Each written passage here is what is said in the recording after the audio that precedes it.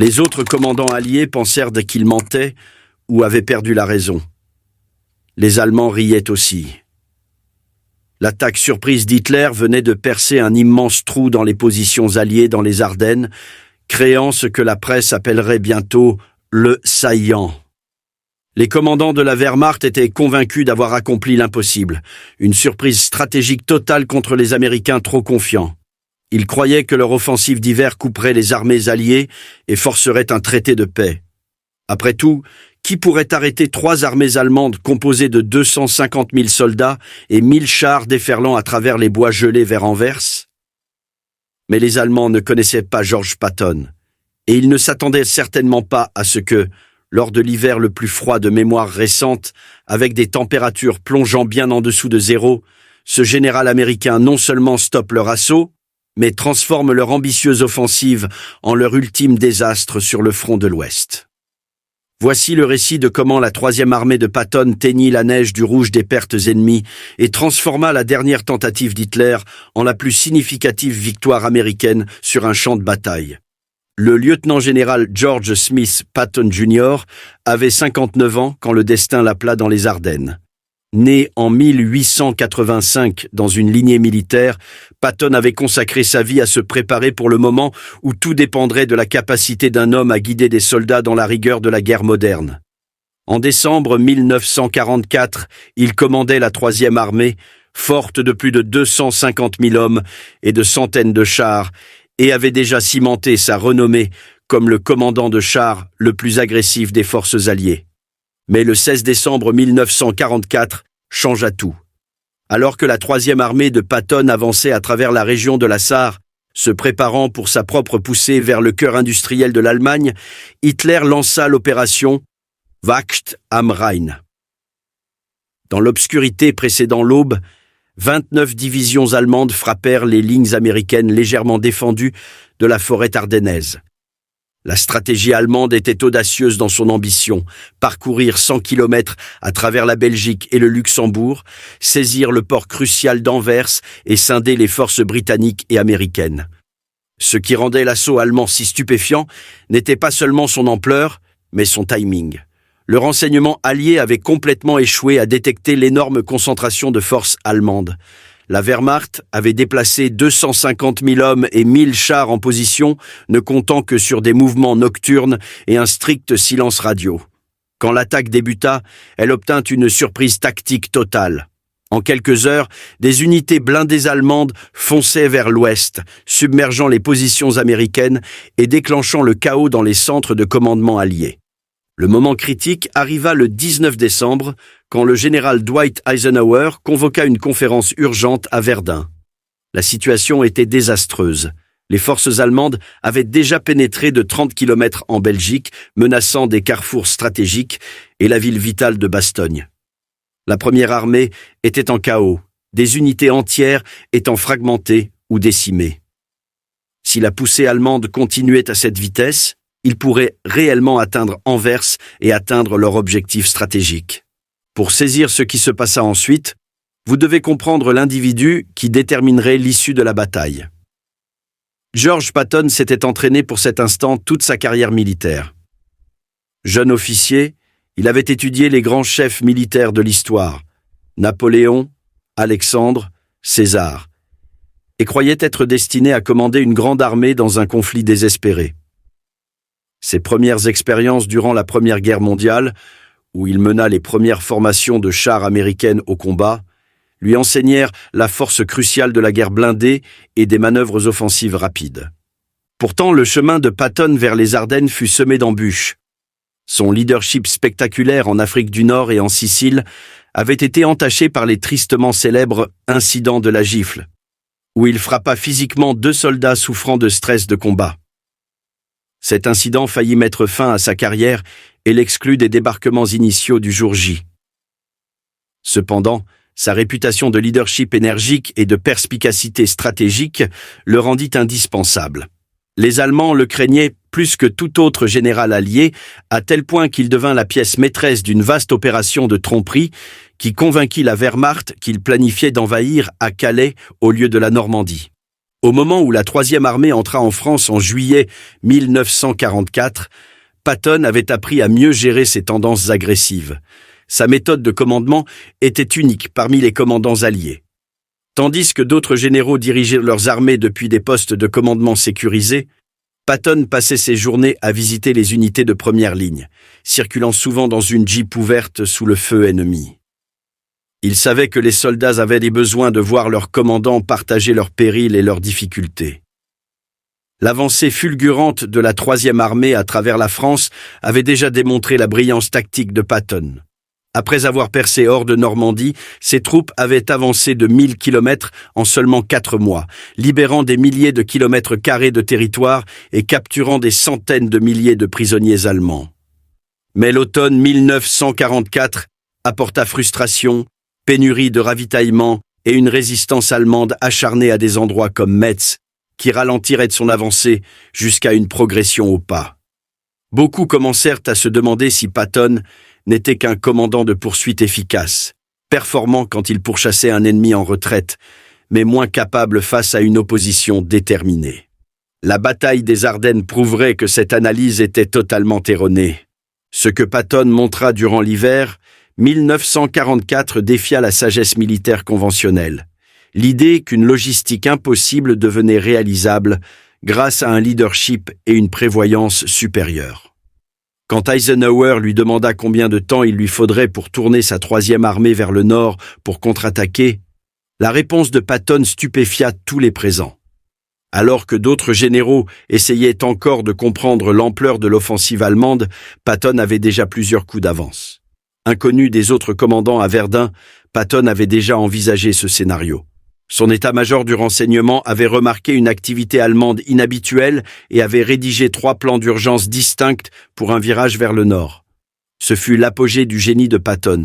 Il ne faisait pas que réagir aux événements, il les anticipait.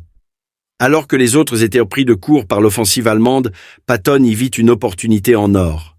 L'ampleur même de la proposition de Patton défiait la théorie militaire traditionnelle. Il proposait de retirer 6 divisions complètes d'un combat actif, de les faire pivoter à 90 degrés et de les faire marcher sur plus de 160 km à travers l'une des pires conditions hivernales depuis des décennies, tout en préservant leur préparation au combat intact. La plupart des experts militaires auraient disqualifié cela d'infaisable. Déplacer une armée tout en étant en contact avec l'ennemi est l'une des manœuvres militaires les plus difficiles. Le faire en hiver sur des routes gelées, tout en maintenant le secret, semblait totalement impossible. Mais Patton comprenait quelque chose que les manuels ne pouvaient enseigner. La force de l'action audacieuse pour transformer des situations désespérées en victoires décisives. Son principe était simple, attaquer. Toujours attaquer. Il croyait que l'ennemi était toujours plus faible qu'il n'y paraissait et qu'une action rapide et agressive pouvait surmonter presque n'importe quel désavantage. Ce n'était pas une bravoure irréfléchie. C'était une agression calculée, fondée sur une préparation minutieuse et une compréhension intime des limites de son ennemi. La stratégie allemande avait une faille fondamentale que Patton identifia instantanément. Le plan d'Hitler exigeait un timing précis et une exécution parfaite. Les forces allemandes avaient des réserves de carburant limitées, suffisantes pour seulement 6 jours d'opération, et comptaient sur la saisie des dépôts de carburant alliés pour continuer leur avance. Ils devaient atteindre leurs objectifs rapidement avant que la supériorité aérienne alliée puisse intervenir et avant que les renforts américains n'arrivent. Tout retard garantirait l'échec de l'offensive. La solution de Patton était simple en concept, mais immensément compliquée à exécuter. Au lieu d'essayer d'arrêter l'offensive allemande là où elle était la plus forte, il attaquerait là où ils étaient les plus exposés, à la base du saillant. Son assaut à 3 divisions non seulement libérerait la garnison encerclée à Bastogne, mais menacerait aussi de piéger toute la pointe de la pénétration allemande. Le 19 décembre, Patton quitta la conférence de Verdun et mit immédiatement son plan en action. Il contacta son quartier général et prononça juste 2 mots. « Play ball ». Cette phrase de code activa les directives opérationnelles préarrangées que son état-major avait préparées. En quelques heures, plus de 133 000 véhicules de la Troisième Armée commençaient l'un des mouvements de troupes militaires les plus complexes de l'histoire. La 4e division blindée, la 80e division d'infanterie et la 26e division d'infanterie entamèrent leur marche vers le nord, suivis par des convois de soutien transportant 62 000 tonnes de ravitaillement.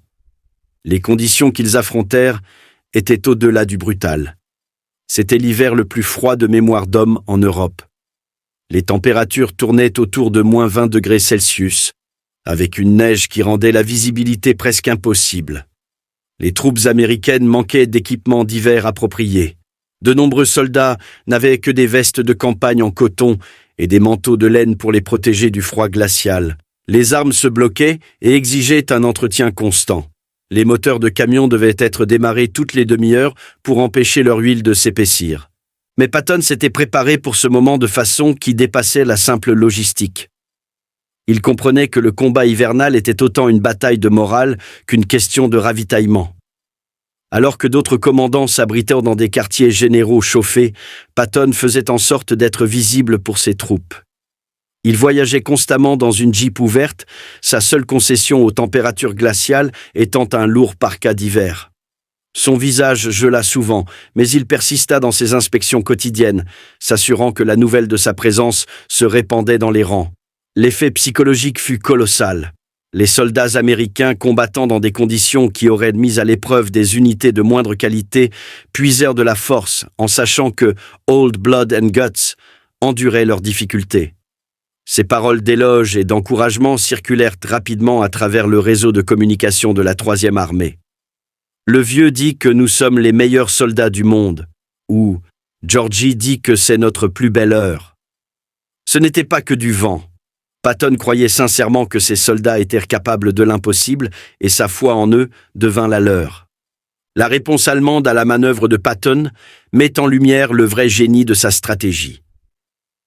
Le général Erich Brandenberger, commandant la 7e armée allemande faisant face au secteur de Patton, s'attendait à une réaction rapide de l'ennemi. Il connaissait la réputation de Patton pour la guerre blindée agressive et avait même reconnu que Patton menait des opérations selon la conception fondamentale allemande de la guerre mobile. Mais même Brandenberger fut stupéfait par la vitesse et la précision du pivot vers le nord de la 3e armée.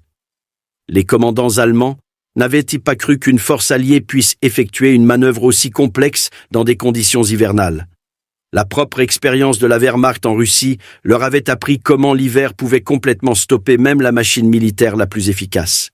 Ils supposaient que les forces américaines, avec leur réputation de dépendance au confort et à la logistique, seraient encore plus vulnérables aux effets de l'hiver. Cette erreur de calcul révèle une faille fondamentale dans la pensée stratégique allemande fin 1944. Ils continuaient de sous-estimer l'efficacité militaire américaine, considérant les forces américaines comme matériellement riches, mais déficientes en esprit combatif et en compétences tactiques. Le général allemand Günther Blumentritt avouerait plus tard « Nous considérions le général Patton extrêmement hautement comme le général de char le plus agressif des Alliés. Ses opérations nous impressionnaient énormément, probablement parce qu'il se rapprochait le plus de notre propre concept du commandant militaire classique. » Mais en décembre 1944, la Wehrmacht n'était plus la force qui avait conquis l'Europe en 1940. Les divisions attaquant dans les Ardennes étaient un mélange de formations d'élite et d'unités hâtivement assemblées, remplies de jeunes garçons et de vieillards. De nombreuses troupes allemandes n'avaient pas mangé depuis des jours et manquaient d'équipements d'hiver adéquats. Leurs véhicules roulaient avec du carburant synthétique qui fonctionnait mal dans le froid et leurs lignes de ravitaillement étaient déjà tendues au point de rupture. La bataille qui s'ensuivit autour de Bastogne montra la transformation de l'armée américaine, de la force novice qui débarqua en Afrique du Nord en 1942 en une armée professionnelle aguerrie. La défense de Bastogne par la 101e division aéroportée devint célèbre. Mais ce fut l'opération de secours de Patton qui transforma une résistance défensive en un triomphe offensif. Quand les commandants allemands exigèrent la reddition de Bastogne, la réponse d'un seul mot du brigadier général Anthony McAuliffe, « Nuts », devint un symbole durable de la résolution américaine. Le 22 décembre 1944, au milieu d'une tempête de neige massive, l'armée à 3 divisions de Patton attaqua. L'assaut fut un choc total pour les forces allemandes qui avaient supposé que les conditions hivernales empêcheraient toute contre-offensive alliée majeure. Le long d'un front de 30 km, les chars et l'infanterie américains s'écrasèrent sur le flanc allemand, pénétrant de 11 km dans les positions ennemies dès le premier jour. Les combats furent intenses. Les forces américaines, poussées par les demandes constantes d'action agressive de Patton, refusèrent de céder du terrain face aux contre-attaques allemandes. La 4e division blindée, en pointe de l'avance de Patton vers Bastogne, affronta certaines des meilleures unités restantes de l'armée allemande. Des Tiger et Panther, les chars les plus redoutables de la Wehrmacht, affrontèrent des Sherman et des chasseurs de chars à travers des champs gelés qui devinrent rapidement des scènes de destruction. Patton avait demandé à son aumônier, le colonel James Hugh O'Neill, d'écrire une prière pour un temps clair qui permettrait le soutien aérien. La prière, distribuée dans toute la 3e armée, demandait une intervention divine. Père tout-puissant et très miséricordieux, nous te supplions humblement, par ta grande bonté, de retenir ces pluies immodérées avec lesquelles nous avons dû lutter. Accorde-nous un temps clair pour la bataille. Le 23 décembre, les nuages se levèrent et les chasseurs bombardiers alliés descendirent sur les positions allemandes comme des anges vengeurs. La percée eut lieu le 26 décembre, le lendemain de Noël. Des éléments du 37e bataillon de chars de la 4e division blindée, menée par le lieutenant Charles Bogues, percèrent les défenses allemandes et établirent la jonction avec la 101e aéroportée à Bastogne. Le passage étroit qu'ils ouvrirent ne faisait que 500 mètres de large, mais il brisa l'encerclement allemand et ouvrit la voie à un renforcement massif de la garnison américaine. Mais Patton n'était pas satisfait. Alors que d'autres commandants auraient pu se contenter de libérer Bastogne, il voyait la situation dans son ensemble.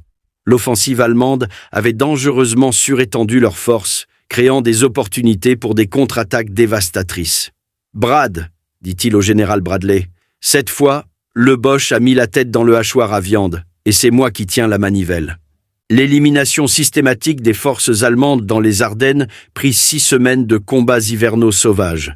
Les soldats américains et allemands combattirent dans des conditions qui défient la description, des trous de renard creusés dans une terre gelée, des armes qui se bloquaient à cause du froid, des hommes partageant la chaleur de leur corps pour éviter de mourir de froid.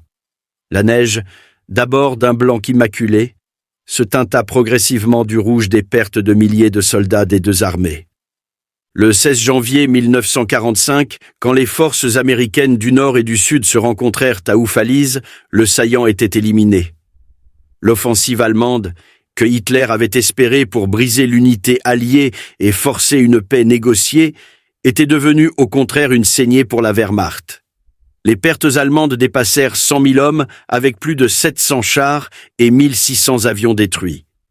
Surtout, l'Allemagne avait épuisé ses dernières réserves stratégiques dans un pari qui échoua totalement. Le rôle de Patton dans ce triomphe ne peut être surestimé.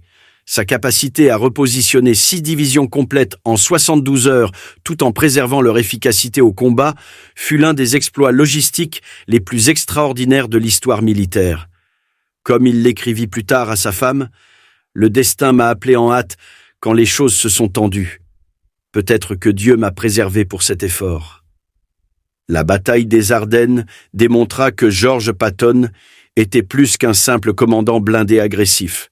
C'était un génie stratégique qui reconnaissait que l'action audacieuse pouvait transformer des circonstances désastreuses en victoires décisives.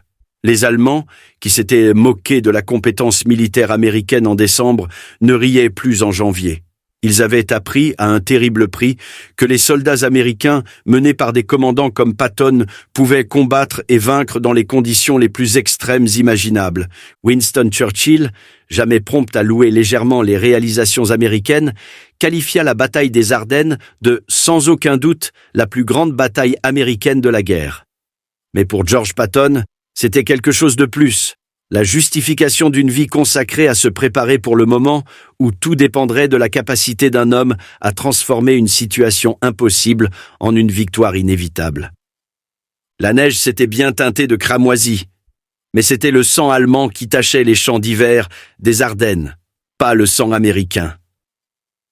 Finalement, la bataille des Ardennes révéla une vérité fondamentale sur la guerre que Patton comprenait mieux qu'aucun autre commandant de sa génération. Qu'un leadership supérieur, une action agressive et une confiance absolue en ses soldats pouvaient surmonter n'importe quel désavantage tactique. Les Allemands avaient lancé leur offensive, croyant que le temps hivernal et l'inexpérience américaine garantiraient leur succès. Au lieu de cela, ils découvrirent que la 3e armée de George Patton pouvait combattre n'importe où, n'importe quand et contre n'importe quel ennemi. Les Ardennes devinrent non pas le triomphe d'Hitler, mais sa défaite finale, et le moment où les forces américaines accomplirent leur plus belle heure dans le creuset de la guerre hivernale.